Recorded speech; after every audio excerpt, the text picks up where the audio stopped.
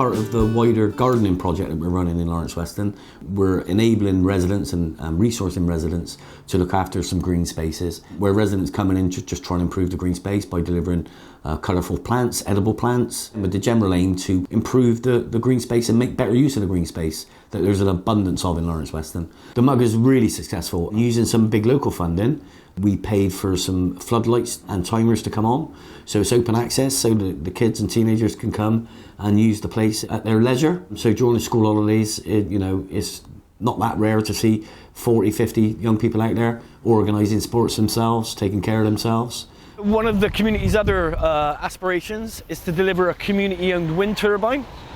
We've had some success in enabling wind turbines to come to the area using our knowledge around the planning system. Our own aspirations for a wind turbine is going on really strongly. The pre-application for planning's gone in, and now we're just looking at the capital investment needed to realise a 4.3 kilowatt wind turbine, which will be one of the biggest in England, but definitely the biggest in Bristol. We're now at the site of Lawrence Weston Solar Farm. This is a community-owned solar farm owned by Bristol Energy Cooperative. We partnered with Bristol Energy Cooperative to realise the solar farm with support through the planning process. We're actually firmly imaging the streets of Lawrence Weston, and we've got our own app. It's a thermal imaging device, but the real benefit really comes when you actually do an internal survey.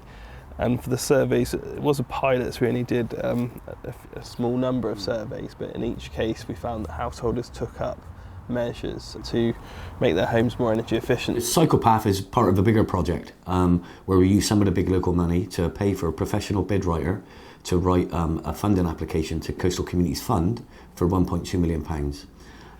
About £600,000 went towards match funding to deliver that cycle route.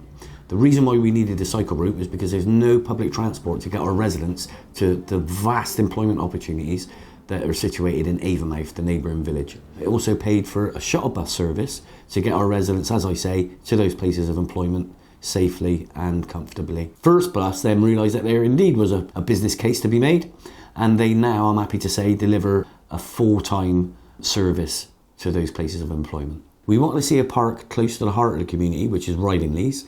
That's where the high street offer is, that's where the shops are. So we just influenced that park, so we put pressure on the local authority to prove that there is a demand for a park there. It's an extremely popular park. In the summer months, the place is absolutely rammed.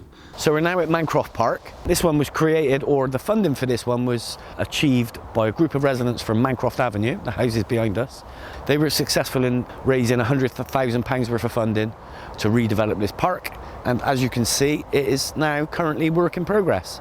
So the next couple of weeks this park should be finished, and it will be maintained by local residents as well. We're now at the third park that the residents have brought about through Big Local and the influence that gives us. This is at the back of the flats that run along Longcross. We've managed to attract funding from Bristol City Council to do this park, Ridingleys Park, as a result of having the influence that Big Local brings us. What's transformed it, or I think will transform it for the kids, is the BMX park. That's phenomenal.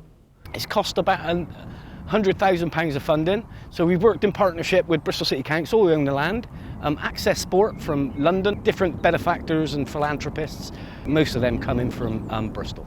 Five Ways Bungalow is an old bungalow owned by the local authority, Bristol City Council.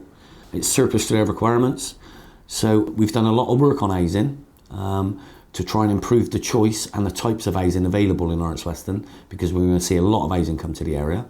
So the Big Local plan paid a little bit of money to help get the technical assistance we needed to develop a neighbourhood development plan, which is a plan that sets down planning policies for up and coming developments.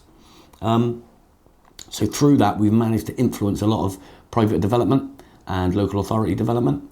So we've got a wide range of choice now being on offer, from shared ownership to shared equity to open market housing to affordable rent, social rent, and that was our whole aim, was to improve the choice.